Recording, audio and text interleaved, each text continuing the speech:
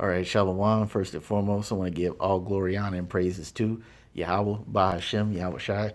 Double honors to the apostle elders, a great millstone who rule well, and salutations to all you brothers out there pushing this word in love, truth, sincerity, and humility. Once again, it's the brother Shati from the Chicago camp, coming back to you with what I hope is another quick and edifying sit down. And this is another one by Dave Hodges, and I did watch some of this, so at least enough to know that the audio goes through all the way. If you just so happen to see my last video, you know why I say that. But nonetheless, you know, this title also caught my attention. It says California plans force intermittent and asset seizure for the homeless. Now we already know the homeless don't have nothing, but you so wicked, you're gonna take the nothing that the homeless don't. You're gonna take the nothing that the homeless have.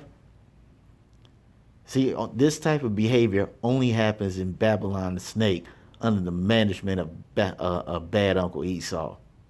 Okay, that's why it says in Obadiah the first chapter and the fifth verse, it says, "If thieves came to thee, if robbers by night, how art thou cut off? Would they not have stolen till they had enough? If the grape gatherers came to thee, would they not leave some grapes?" So it's posing a question, okay? That let's say you do need these things and you go and steal, all right? Shouldn't you just steal what's sufficient and then keep it moving? Not bad, Uncle Esau, all right? He's so wicked, he doesn't even want the nothing that the homeless have. He wants the nothing that the homeless have to be gone.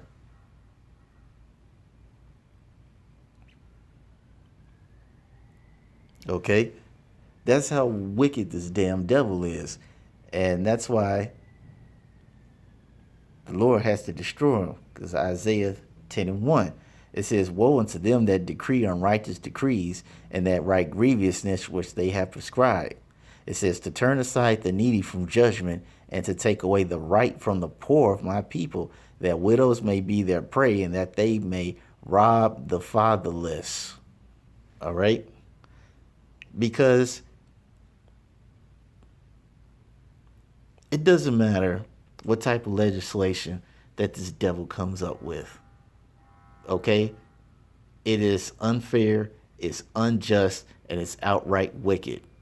It's uncalled for, it's unnecessary, and it's inappropriate.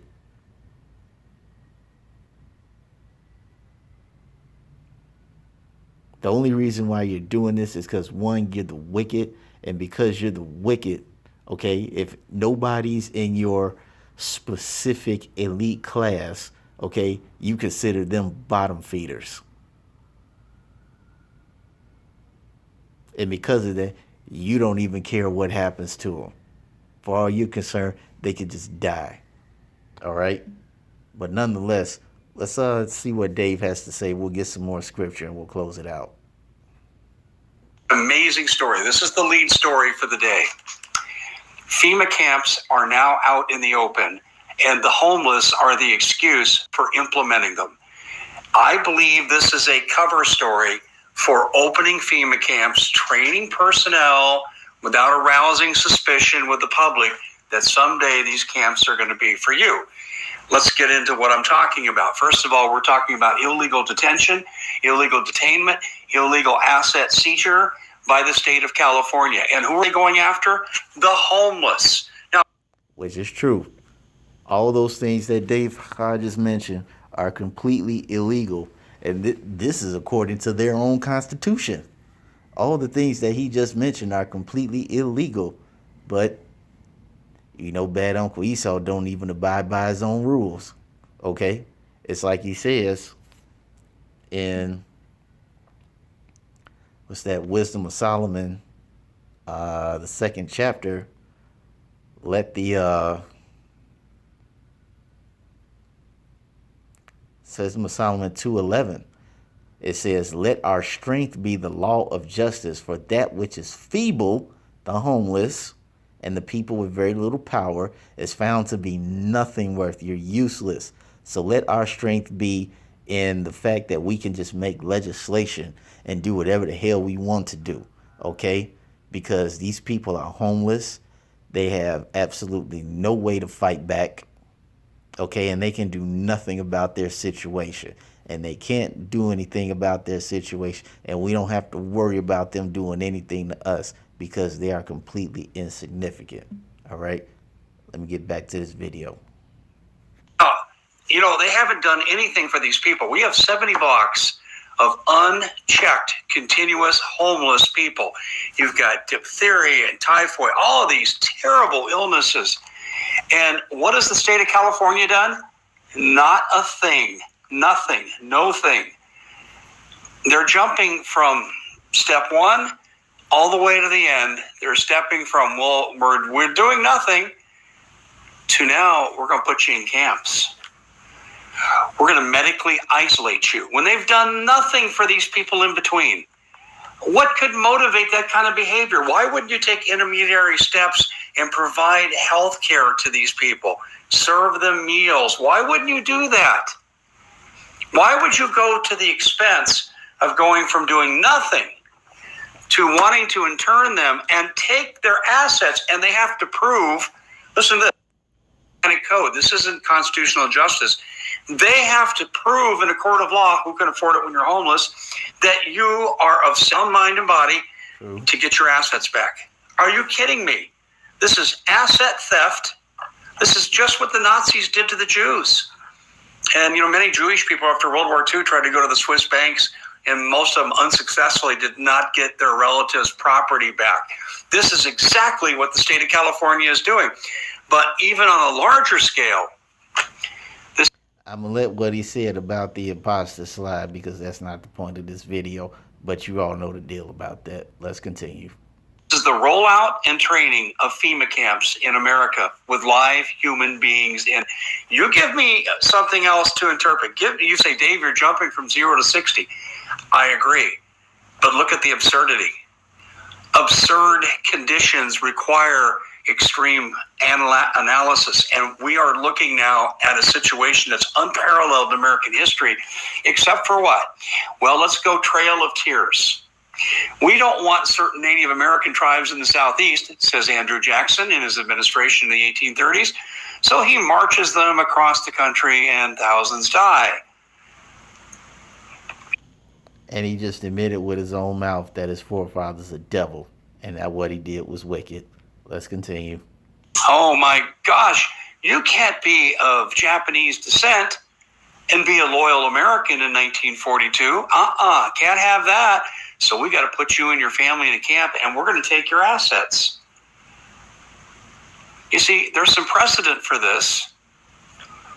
This is scary, folks. This is really, really scary. I'm going to leave you with this final thought. And I've told this story before, but now this comes into full view. The late Larry Grathwohl and I, we interviewed quite a number of times. Okay, so you pretty much get the point of it. And you see, as the scripture says, there's nothing new under the sun. Okay, you have to realize the way bad Uncle Esau thinks. Whenever he's wanted to, how you say, as they say, introduce new legislation, okay? Whenever he's wanted to introduce new legislation, he would do it in a fashion that affects a part or affects a people that society does not care about, or they have no type of, how you say, interest in them, okay? Just like how when the Israelite community was getting plagued with drugs and people were strung out, and Mr. Bobo was in the hood every day busting Jake head and sending them to jail. See, society didn't care about that. It's like, oh, well, you know, they're niggas and hoodlums and all these type of things. Who cares? We don't like niggas anyway. Let them kill themselves. But see, during this time, old bad Uncle Esau was rolling out legislation that folks were unaware of, neither did they care about. Why? Because it wasn't affecting them. It's the same thing you got today. Majority of the people in America don't care about the homeless. So they figure, hey, well, they'll be in a FEMA camp. They'll be clothed, they'll be housed, they'll be dressed.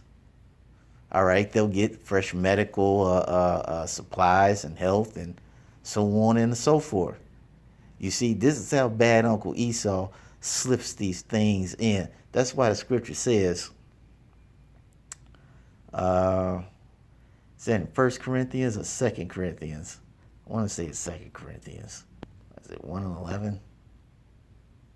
2 Corinthians 1 and 11?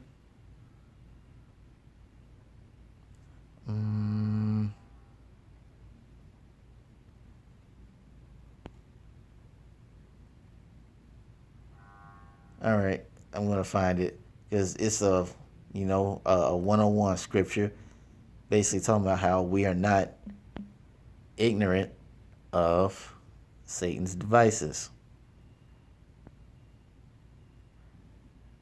It was 2 and 11. Sorry about that. I said 2 Corinthians 1:11. It's 2 and 11. Sorry about that. It says, lest Satan should get an advantage of us, for we are not ignorant of his devices. And as I said earlier, okay, this is what bad Uncle Esau does. Whenever he wants to roll out some bogus legislation, he applies it to a group of people that nobody cares about. As I said, people didn't care about drug laws and illegal searches and things like that when it was happening to the blacks, Latinos, and Native Americans. But now, since it's happening to them, it's like, whoa, wait a minute. When did you all start doing this? Well, bad Uncle Esau been doing it. It's just that when he was doing it to other people, other nations, you didn't care about it. But now he can use it to bust you upside the head. And it's the same thing with these FEMA camps. Okay, he's using this legislation and he's directing it towards the homeless because the majority of the people in America are prideful, selfish, and they don't care about anybody but themselves. Now, granted, are there a lot of homeless people out there who just are on BS? Yes. But there are a lot of homeless people out there who are actually trying to do something for themselves, or who have tried to do things for themselves, who do want to get clean.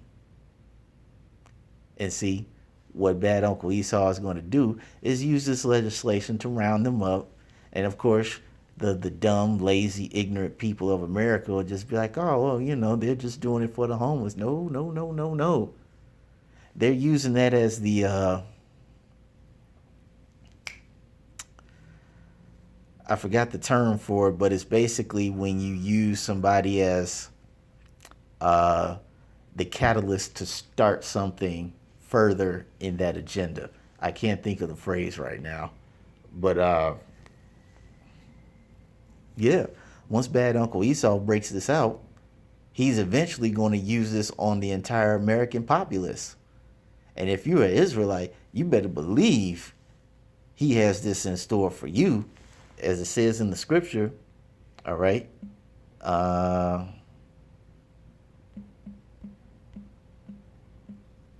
Let's say the devil shall cast some of you into prison. Be thou faithful. Things in Revelation.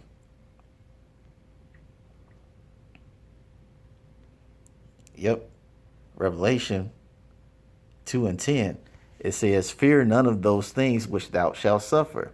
In this case, the FEMA camps. It says, behold, the devil, who's bad Uncle Esau, shall cast some of you into prison.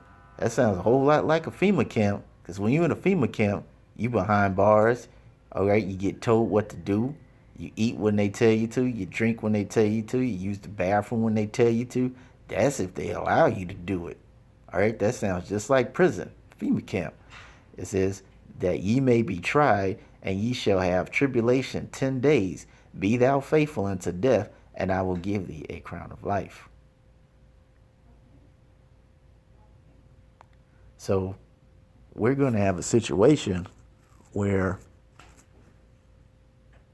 these FEMA camps will come to pass.